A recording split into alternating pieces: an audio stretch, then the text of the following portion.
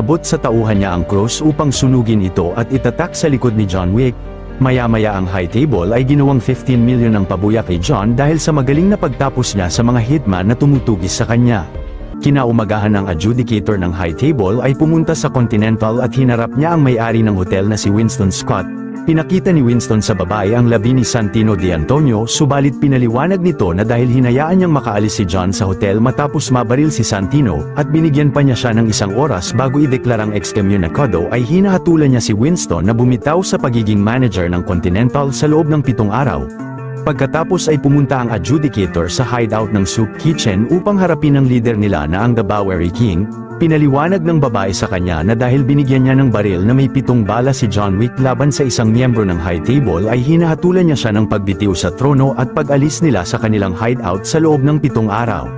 Samantala si John Wick ay nakarating na sa Casablanca, Morocco, at biglang inatake siya ng ilang lokal na contract killer roon, pero pinigilan sila ng isang lalaki at sinabi nitong binigyan si John ng amnesty ng manager. Nang aatakihin si John ng isang hitman ay mabilis na binaril ito ng lalaki. Pagkatapos ay dinala niya ang bida sa Continental Hotel ng Morocco at pinasok sa opisina ng manager, ngunit biglang hinarang siya ng 2 Belgian Malinois.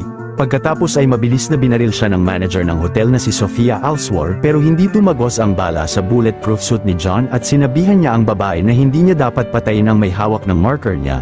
Pinakalma naman ni Sofia ang 2 aso niya sa opisina at pinaalala ni John na humingi ng tulong noon ng babae sa kanya, kaya't nagkaroon sila ng kasunduan sa marker. Nais raw ng bida na dalhin siya ni Sofia sa dating boss niya na si Berode dahil may nais siyang malaman rito.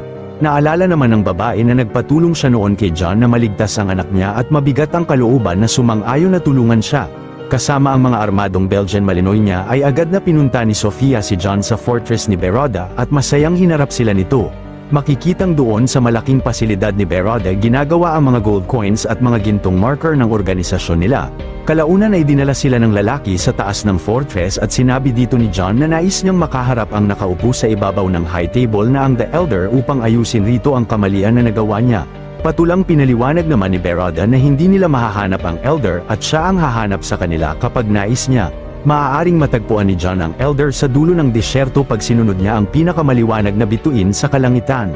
Patuloy na maglakad lang siya sa disyerto hanggang sa huling hininga niya at posibleng mahahanap siya roon ng Elder, ngunit posible ring hindi. Nagpasalamat sina John sa kanya, subalit bago sila umalis ay nasabi ng lalaki na bilang kabayaran ay nais raw niyang makuha ang isang Belgian Malinois ni Sofia, at nang tumanggi ang babae ay mabilis na binaril ito ni Beroda. Tumama sa bulletproof vest ng aso ang bala, ngunit labis na kinagalit iyon ni Sofia at pinagbabaril niya ang mga mercenary ni Beroda sa paligid. Maging si John Wick ay napili